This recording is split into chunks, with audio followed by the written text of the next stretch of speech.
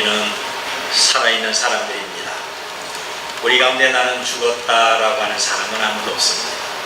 살아있으니까 이 자리에 오게 됐고, 살아있으니까 호흡을 하면서 예배하고 있습니다. 우리는 예수님을 믿거나 그분에 대해서 관심을 갖고 있습니다. 아주 뚜렷한 구원의 확신이 없다 할지라도 예수님과 교회에 대해서 관심이 있으니까 이 자리에 있는 것입니다. 그렇다면 살아있는 우리는 복 있는 사람이 되어야 될 것이고, 우리가 출입하며 예배하는 교회는 은혜와 평강으로 채워져야 됩니다. 우리 주위에는 많은 교회가 있습니다. 지금 우리가 예배하고 있는 종암제일교회는 복 있는 교회가 돼서 우리의 삶이 인생 행복으로 충만하시기를 바랍니다. 성경에서 가장 이상적이고 모범적인 교회는 사도행전에 나오는, 더 정확하게 말하면 지금 본문에 읽었던 이 초대교회입니다. 초대교회는 누가 좋은 자리를 잡아서 세운 교회가 아닙니다. 베드로나 사도가 건물을 빌려서 초대교회라는 간판을 걸고 십자가를 높이 세우고 예배 시간과 예배 순서를 정한 그런 교회가 아닙니다. 이들은 매일 모여 주의 이름으로 예배했지만 교회 이름은 없었습니다. 그냥 은혜를 받고 스스로 모이면서 말씀을 듣고 배우고 증거하는 자생적인 교회였습니다. 우리 가운데 산삼을 드신 분이 있겠습니다만, 산삼이 귀한 것은 누가 심은 것이 아니라 새들이 인삼의 열매를 맺고 그 씨를 배설물과 함께 퍼뜨려서 자생적으로 자랐기 때문에 그런 것입니다. 만일 누가 인위적으로 심었다고 한다면 이것은 사냥 산삼이지 그냥 산삼은 아닙니다.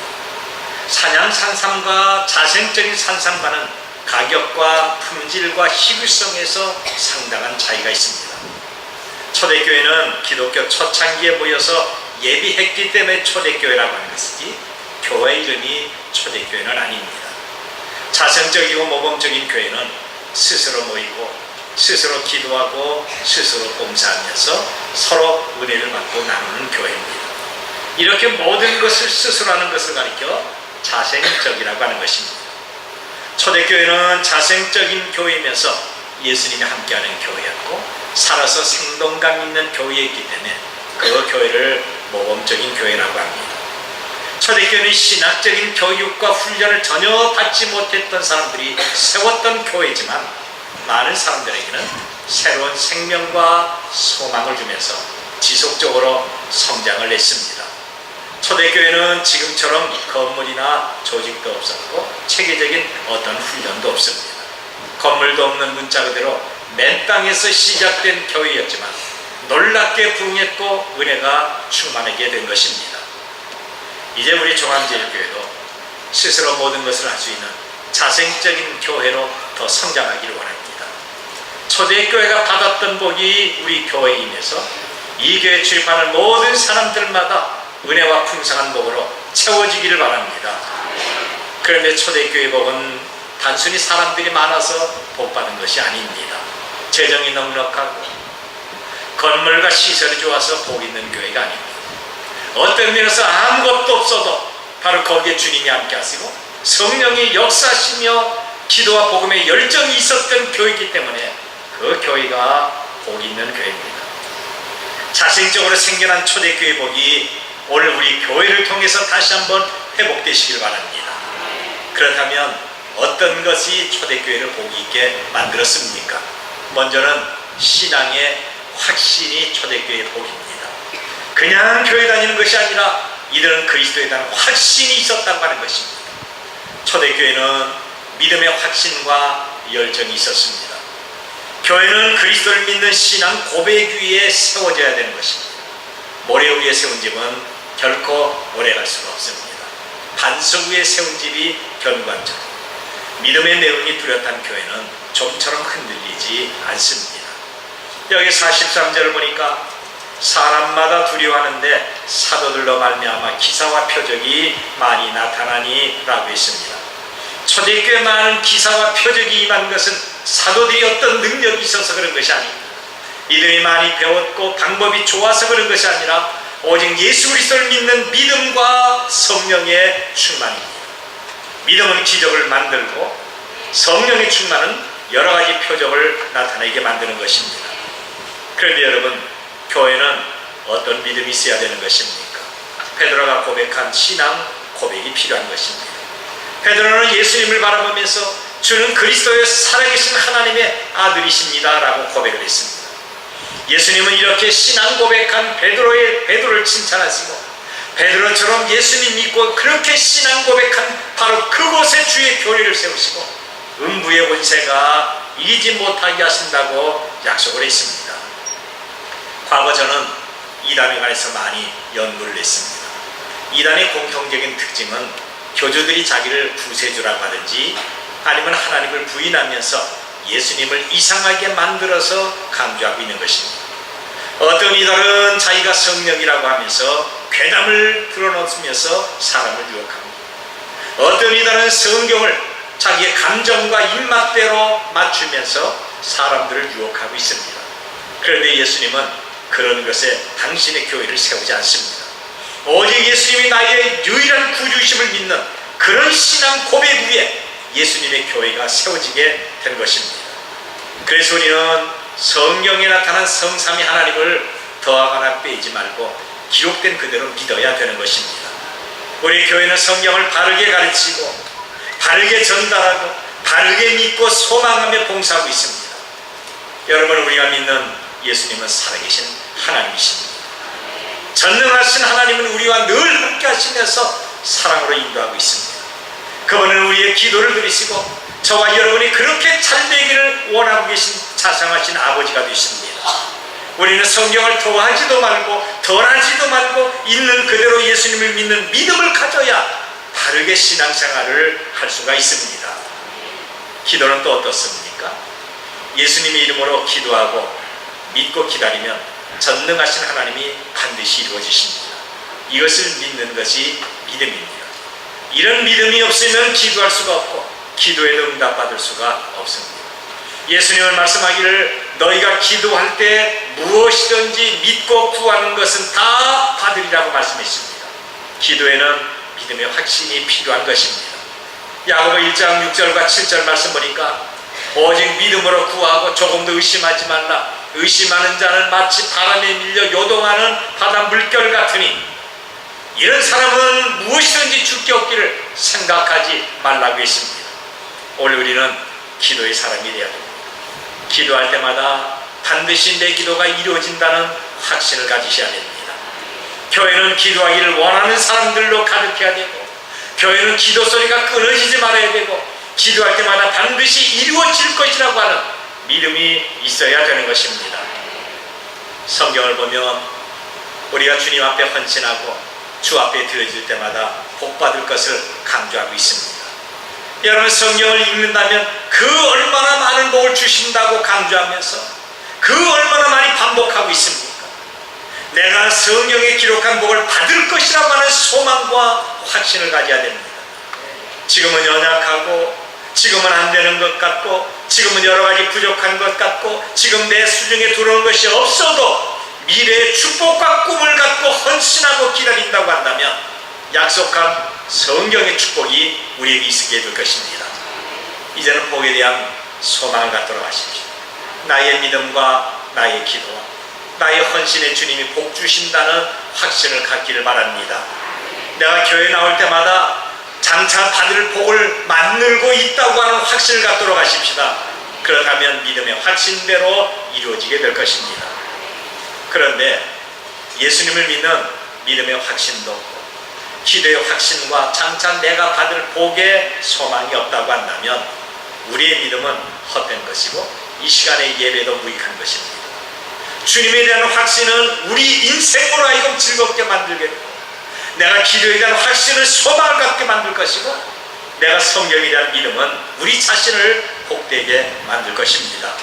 초대교회 확신 있는 이 축복이 오늘 우리의 복이 되시길 바랍니다. 그리고 두 번째는 누구나 환영받는 것이 초대교회의 복입니다. 초대교회는 누구나 환영을 했고 교회 들어온 사람은 누구나 환영과 사랑을 받았던 것입니다. 어느 특정한 사람만이 아니라 예수님을 믿고 교회에 들어오면 반갑게 환영을 받았던 것입니다. 그래서 오늘 성경을 보니까 매 절마다 복수로 기록이 안 됩니다. 43절을 보면 사람마다라고 하면서 모든 사람 전체를 말합니다. 그리고 사도들로 말미암아라고 복수로 기록을 했습니다. 어떤 특정한 사도나 사람이 아니라 모든 사람이 합심으로 기도하고 합심으로 기쁨과 은혜를 베풀어 준 것입니다. 44절 보니까 믿는 사람이 다 함께 있어 라고 하면서 예수님을 믿는 각계각층의 모든 사람을 복수로 기록을 했습니다. 몇몇 특별한 사람이 아니라 모든 사람이 다 이렇다고 하는 것입니다. 45절 보니까 또 재산과 소유를 팔아 각 사람의 필요에 따라 나눠주며 라고 하는 것도 복수입니다. 자기가 좋아하는 사람만 나눠주고 자기가 싫은 사람은 제외하는 것이 아닙니다. 좋든 싫든 일단 그 교회에 들어오는 사람은 필요한 대로 나눠주게 된 것입니다. 46절을 보면 날마다 마음을 같이하여 성전에 모이기를 힘쓰고 집에서 떡을 떼며 기쁨과 순전한 마음으로 음식을 먹고라고 했습니다. 교회 모든 일원이 한 마음과 한 뜻으로 하나가 돼서 예비하며 기쁨으로 교제를 나누기 시작합니다. 그리고 47절 보면 하나님을 찬미하며 또 온 백성에게 칭송을 받으니 주께서 구원받는 사람을 날마다 더하게 하시니라 그랬습니다. 여기서 하나님을 찬미하는 사람은 찬양대원들이나 사도가 아닙니다. 누구나 예수님을 믿고 그 교회의 일원이 돼서 하나님 앞에 예배하면서 찬양하게 된 것입니다. 이렇게 특정한 어떤 개인이 아니라 복수를 사용해서 모든 사람이라고 하는 뜻은 그 교회는 개인주의나 텃세가 없다고 하는 것입니다. 여러분, 교회에 들어와서 왕따나 외톨이가 되지 않고 누구나 환영을 했고 마음을 같이 하면서 서로 어울려 서로 기뻐하게 된 것입니다. 이런 교회가 얼마나 행복하고 좋은 교회일까요? 이 당시 예루살렘 교회는 여러 종류의 사람들로 섞여 있었습니다. 이들은 언어와 풍습과 문화가 달랐습니다. 태어나서 배우고 자라는 것도 각각입니다. 제자들이 갈릴리 말로 복음을 전한 것을 유대인들이 알아듣지 못했습니다. 예수님께서 각 나라 사람들에게 알아듣도록 방언의 은사를 주셔야 할 만큼 이들은 각양각색이었습니다. 그런데 놀랍게 이들은 자기의 과거의 그리고 출신과 사회적 신분과 소유의 많고 적음은 전혀 문제가 되지 않았습니다. 초대교회는 누구나 환영을 했고 누구나 어울렸고 누구에게든지 평등하게 했던 것입니다.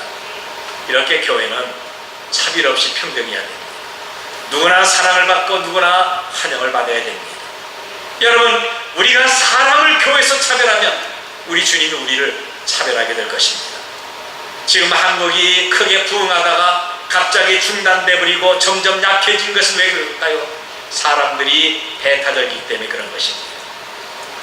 영남과 호남이 배타적입니다. 어느 지역 출신이냐에 따라 취직이 되고 진급이 좌우됩니다. 자기 학교 출신만 우대하고 혈연을 중시하고 고향 선후배만 앞세우고 있습니다. 그러니까 재능과 지식이나 장래는 철저하게 다 무시해버리고 마는 겁니다. 어찌 나라에 발전이 있을 수가 있겠습니까? 더구나 여당과 야당은 국가의 장래나 또 통일과 국민 복지에 대해서 관심이 없는 것 같습니다. 자기 당만을 위하고 개인적인 욕심을 갖고 말만 하고 있는 것입니다. 어떻게 하면 야당을 길들일까?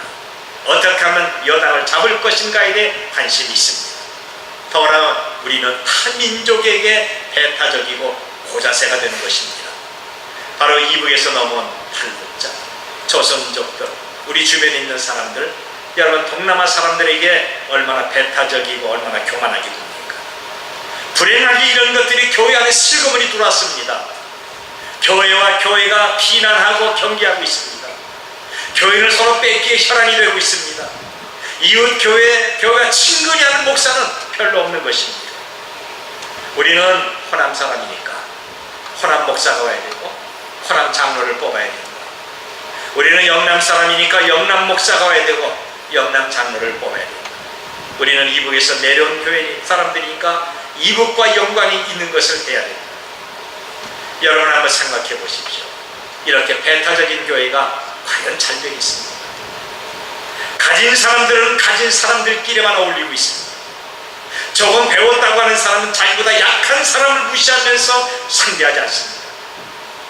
세상에 이처럼 불공평하고 교만한 것이 어디에 있습니까? 교회는 차별을 하거나 배타적인 것이 아니라 누구나 평등하고 누구나 환영을 해야 되고 누구나 환영을 받아야 됩니다. 그 어떤 사람이 들어와도 수군거리며 텃세 부리지 말고 사랑으로 받아줘야 될 것입니다. 못 배운 사람이나 가난한 사람이나 병든 사람이나 폭력배가 회개하고 교회 안에서 예배한다 할지라도 그를 사랑하고 환영하며 받아줘야 될 것입니다. 오래전에 미국 어떤 남부도시의 흑인 소년이 교회를 가고 싶었습니다. 그런데 백인들이 교회를 들어오지 못하게 가로막습니다. 너는 깜둥이니까 여기에 들어올 수가 없다. 깜둥이는 깜둥이끼리 옮겨라. 여기는 백인들만 들어오는 교회. 이 말을 듣는 흑인 소년은 백인 안내위원에게 사정을 합니다. 아저씨 저도 예수님을 믿고 싶어요. 제발 교회 가서 예배하게 해주세요. 그런데 백인 안내위원은 그 소년을 냉정하게 가로막고 교회 들어오지 못합니다. 아이가 울면서 매달려도 그럴수록 더 가혹하게 내쫓습니다. 그래서 흑인 소년은 집에 돌아와 울다가 그만 깜빡 잠이 들었습니다. 그런데 꿈에 예수님이 나타나십니다. 그리고 흑인 소년의 눈에서 눈물을 닦아주시면서 얘야, 너 교회 들어가지 못해서 마음이 상했구나. 속상했지? 그래, 나도 사실 아직까지 그 교회 들어가지 못했단다 라고 말씀하십니다. 여러분, 우리가 사람을 외모와 지식과 소유로 차별해서 예수님이 이 교회에 함께하고 있지 않는다면 이 교회는 저주받은 교회가 될 것입니다. 우리는 외모로 사람을 차별하지 마십시다. 저는 우리 교회 텃세가 심하다는 말을 몇 번 들었습니다. 자기가 이렇게 지금까지 적응하기까지는 정말 많이 힘들었다고 합니다. 주님에게 차별을 당하고 싶습니까? 여러분, 복음에는 차별이 없는 것입니다. 사람 차별하면 안 되는 것입니다. 나를 향하신 하나님의 사랑과 하나님의 은혜도 전혀 차별이 없습니다. 나의 기도를 들으시는 하나님의 응답에도 차별이 없는 것입니다. 그런데 불행하게 우리가 사람을 차별하고 있는 것입니다. 나는 안 그렇다, 나는 그런 적 없다 하면서도 내가 사람의 외모를 보고 비난하고 차별을 하고 있습니다. 복 있는 교회는 누구나 예배하는 사람을 환영하는 교회입니다. 누가 우리의 교회에 들어오든지 예배하며 같이 교제를 하고 같이 식사를 하며 사랑을 나누는 이런 성도들이 되시길 바랍니다. 이것이 사랑이고 이것이 역동적인 교회입니다. 초대교회는 문턱이 매우 낮았습니다. 아니, 문턱 그 자체가 없습니다. 누구든지 예수님을 고백하고 같이 예배하면서 같이 기뻐했습니다. 뒤에서 수근거리고 낯선 사람을 보면 이상한 눈으로 쳐다보는 그런 교회가 아닙니다. 복 있는 교회는 끼리끼리의 교회가 아니라 서로가 사랑하고 서로를 필요하고 서로를 환영하면서 기뻐하고 있습니다. 이런 초대교회 아름다운 전통이 오늘 종암제일교회가 이어받아서 우리가 이웃을 환영하고 기뻐하는 것처럼 예수님이 예배하는 우리를 언제든지 환영하고 기뻐하는 이런 복이 임하시기를 바랍니다. 그리고 세 번째는 서로가 섬기는 것이 초대교회의 복입니다. 믿음의 확신, 그리고 차별 없이 환영하는 것뿐만이 아니라 서로가 섬기는 것이 초대교회의 복입니다.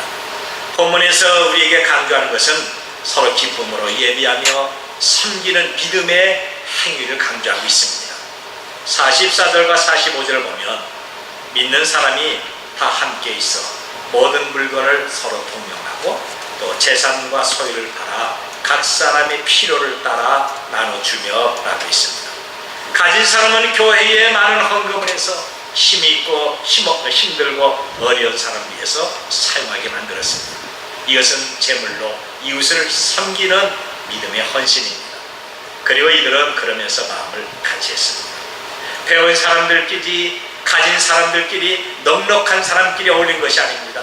배운 사람이나 배우지 못한 사람이 하나가 됐고 가진 사람이나 갖지 못한 사람이 하나가 됐습니다. 높은 사람과 낮은 사람이 한 마음이 됐습니다. 여러분, 이것은 과연 무엇을 뜻하고 있을까요? 배운 사람이 못 배운 사람을 지식을 가지고 섬기는 것입니다. 가진 사람이 없는 사람을 제물로 섬기는 것이고 높은 사람은 낮은 사람을 섬기는 것입니다. 자기의 지식과 자기의 직분과 자기의 재물을 가지고 이웃을 섬기지 않으면 절대로 하나가 될 수가 없습니다. 그렇습니다. 진정 교회가 복 있는 교회가 되려면 섬기는 교회가 되어야 됩니다. 이웃에게 관심을 갖도록 하십시다. 내 이웃이 어떤 형편이 있는지 마음을 두도록 하십시다. 그래서 섬기는 이런 복이 우리 모두에게 임하시기를 바랍니다. 예수님은 말씀하시기를 인자가 온 것은 섬김을 받으려 함이라 도리어 섬기려 하고 자기 목숨을 많은 사람의 대속물로 주려 함이라고 했습니다. 예수님은 대접을 받기 위해서 이 땅에 오신 것이 아니라 당신의 생명을 내놓으면서 죄인들을 섬기셨던 겁니다. 이렇게 자기 것으로 섬기려 하고 자기 것으로 베풀려고 하는 사람이 복이 있는 것이고 이런 사람이 복이 있습니다. 초대교회는 섬기는 교회로 물질을 바치고 시간도 바치고 재능을 바치면서 이웃과 함께 했습니다. 오늘 우리 교회가 이런 교회가 되어야 됩니다. 목사가 대접만 받으려고 하고 장로가 대접을 받으려고 합니다. 사회적 신분이 있고 소유가 많은 사람이 교회에서 인정과 대접을 받으려고 한다면 여러분 누가 봉사하겠습니까? 누가 이웃을 위하여 섬기는 종이 되겠습니까? 우리 종암제일교회는 목사가 겸손히 이웃을 위해서 섬기는 종이 되도록 여러분이 기도해야 될 것이고 우리 장로님들은 수건을 허리에 동이고 제자들의 발을 씻긴 예수님처럼 이웃을 위해서 섬기는 종이 되어야 될 것입니다.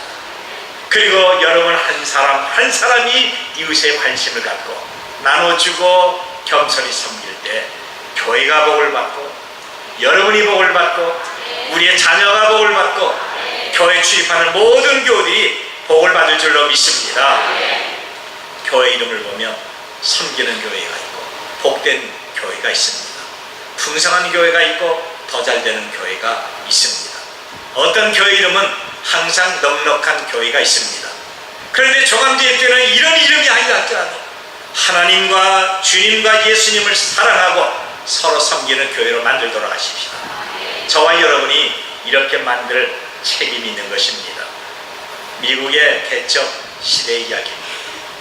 아직 기차가 없던 시대에 멀리 갈 수 있는 교통수단이라는 것은 역마차뿐입니다. 좁은 마차 안에 여러 종류의 사람들이 한자리에 모여서 먼 거리로 여행을 떠납니다. 그런데 그 마차는 세 등급으로 나눠져서 1등석과 2등석과 3등석이 있습니다. 좁은 마차 안에서 어떻게 이런 등급이 구별됩니까? 1등석 표를 가진 사람은 어떤 일이 있어도 그냥 마차 안에 앉아 있습니다. 마차가 고장이 나거나 바퀴가 떨어져 나가거나 언덕을 힘들게 올라가도 그냥 앉아만 있는 것입니다. 마차에 어떤 문제가 생겨도 전혀 움직이지 않고 앉아만 있습니다. 왜냐하면 1등석 표를 샀기 때문에 그렇습니다. 그런데 2등석 표를 가지고 있는 사람은 문제가 생기면 즉시 내려야 됩니다. 그리고 마차를 수리하거나 아니면 마차의 문제가 해결된 데까지 그저 구경만 하고 기다립니다. 마차가 다 고쳐지거나 아니면 어떤 문제가 해결되면 자기 자리로 되돌아갑니다. 그런데 3등석 표를 가진 사람은 문제가 생기기 전까지는 다른 사람과 동일하게 자리에 앉아 있습니다. 그런데 일단 문제가 생기면 즉시 마차에서 가장 먼저 내립니다. 말이 지쳐서 언덕을 올라가지 못할 때는 뒤에서 밀어주고 마차 바퀴가 파손됐으면 자기가 수리해야 될 것이고 마차가 진흙에 빠졌으면 옷을 벗고 흙을 파내고 뒤에서 밀어야 됩니다. 왜냐하면 3등석 표를 구입했기 때문에 그렇습니다. 오늘 교회를 보면 세 종류의 사람이 있습니다. 1등석 표를 갖고 있는 교인이 있습니다. 교회에 일체 손대지 않습니다. 남들이 다 알아서 하기를 기다리고 있습니다. 꼼짝도 하지 않고 그저 구경만 합니다. 교회에서 어떤 일이 벌어져도 관심도 없습니다. 그리고 2등석 표를 구한 사람은 행동하지 않고 남이 하는 것을 보면서 이래라 저래라 간섭하고 말만 하는 것입니다. 이런 사람은 구경만 하고 말만 하면서 비난과 불평하는 사람들, 2등석 표를 구한 사람들입니다. 그런데 3등석 표를 구한 사람은 당연하듯이 가장 먼저 헌신하고 봉사합니다. 이들은 말로 구경하고 말로 하는 것이 아니라 자기 마음과 시간과 열정을 다해서 봉사하고 있는 것입니다. 세상에서는 1등석이나 2등석 표를 구한 사람이 편한 것 같고 출세한 것 같고 행복한 것 같지만 교회에서는 그렇지 않습니다. 교회는 상등석표를 구한 사람이 많아야 복이 있습니다. 예수님은 그런 사람을 원하고 있습니다. 여러분, 바로 지금까지 여러분은 몇 등석에 앉아 있는 것입니까? 여러분은 교회 들어올 때 몇 등석표를 가지고 있다고 생각하고 있습니다. 흔히 은혜가 없거나 말썽 많은 교회를 보면 1등석표나 2등석표를 구한 사람들이 많이 있습니다. 자기들이 교회 주인인 것처럼 입을 크게 벌리면서 비난만 하고 간섭만 하고 있습니다. 헌금하지도 않고 기도와 봉사도 없습니다. 이런 사람이 어떻게 성경 공부할 수가 있겠어요? 어떻게 전도하고 어떻게 희생할 수가 있겠습니까? 이런 사람이 새로 교회에 등록한 사람이라도 반가워하지 않습니다. 인사도 없고 교만에게 텃세를 부립니다. 이런 교인이 있으면 교회는 잠들 수가 없습니다. 여러분, 바로 여러분이 복을 받아야 교회가 잘 되는 것이 아닙니다. 믿음의 생활에서는 여러분이 평안하고 교회가 은혜가 있어야 여러분이 잘 되고 여러분이 복을 받는 것입니다. 믿음의 생활에는 늘 교회가 우선입니다. 내가 잘 되고 내가 성공하고 내가 모든 것 가져야 교회가 잘 된다. 천만의 말씀이십니다. 교회 안에서 여러분 싸움 한번 해보십시오. 교회에서 비난과 불평을 해보십시오.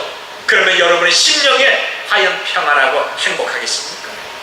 교회에서 싸움하다가 가정에 들어가면 그 가정이 평안할 수가 있겠습니까? 천만의 말씀이십니다.